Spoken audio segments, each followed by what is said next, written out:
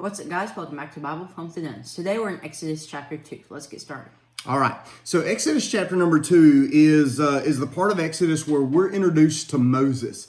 And names are really important in the Bible because often they indicate either kind of the character of somebody or they kind of tell us a little bit about that person. Moses is no different. Moses' name means drawn out.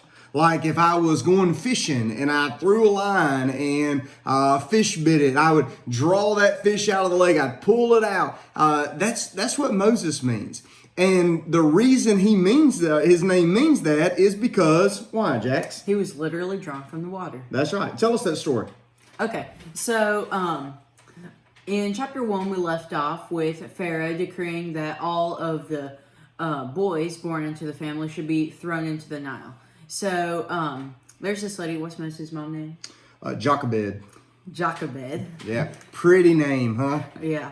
So, Jochebed has a son named Moses, and she loves him, so she keeps him a secret for about 3 months. But if you've ever had a baby, then you would know they're not quiet. So, after 3 months, she decided that she was going to give him his best chance. So she fastens a basket and puts him into that basket, and he floats down the Nile, and she tells his older sister to watch him.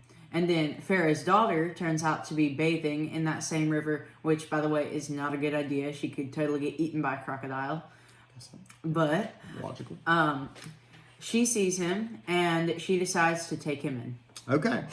Did you know that whenever Moses' mom makes for him a little basket, she puts it in the Nile River, she calls it an ark, or the Bible calls it an ark of bulrushes. So she took stuff that was growing on the side of the river and fashioned a little basket out of it with a little lid on it. But the Bible specifically uses the word ark. Did you know that this word for ark is the same word used for Noah's ark in the book of Genesis? You're going to find throughout the Bible there's a lot of themes and a lot of tie-ins that all kind of keep leading forward.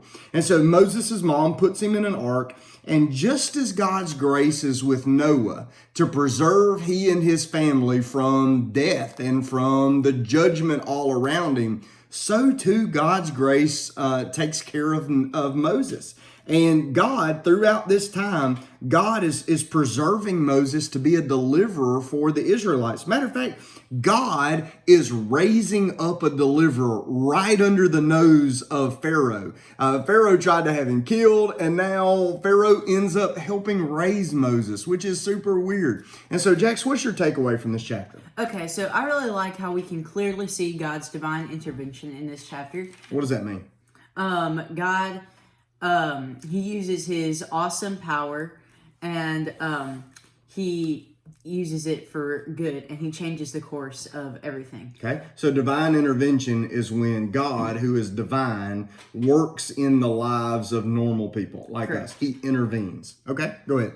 Okay, so what Pharaoh intended for evil, God used for good, and he used this to put Moses in a high enough status to where he can be influential enough to lead the Israelites out of Egypt later on in his life. Yeah. So it's interesting to me that God puts Moses in a position where he's an Israelite, but he's then raised by Pharaoh in Pharaoh's house, receiving the highest education and learning the ways of that world, so that later Moses becomes the leader of the Israelites. Well, where did he learn all that administration and that leadership? And where did he learn how to be able to help and to lead a group of people? Well, he learned it in the first part of his life living in Egypt.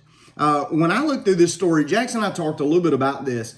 It's that God takes something that was kind of bad, obviously, babies dying, Moses being put in a river, and it turns it around for good.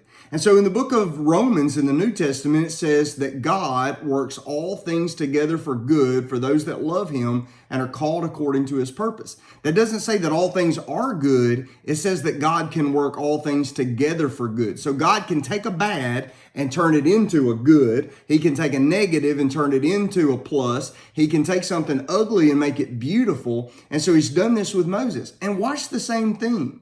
Do you remember when Joseph's brothers sold him into slavery? By the way, where did he go? Egypt. Where is Moses? Egypt. When the brothers sold Joseph into slavery and they meet years later, what did Joseph tell his brothers? He said that what you meant for evil, God intended for good. Okay, so Pharaoh tries to kill Moses. Then Moses is raised in Pharaoh's house. Then Moses kind of becomes the leader of the Israelites. And so this whole story is something what Pharaoh intended for evil, God used all of those circumstances to work out for good. Now, the rest of chapter 2 is about Moses. He kills a guy. Not good. And the rest of that story is pretty interesting. But I'm gonna just tell you this: we're gonna leave this one there, because if you're at church on Sunday, that's what I'm preaching about on Sunday. So we're gonna hear the rest of that then. I want to kind of leave us with this today: that if you're in a negative, if you're in a bad, if you're in a messy, just remember, God works all things together for good for those that love Him and are called according to His purpose. So just because it's a bad doesn't mean it has to stay bad. We can trust God to take care of every situation of our lives and work it out for our benefit and His glory. So let's trust Him. We'll see you tomorrow. Bye.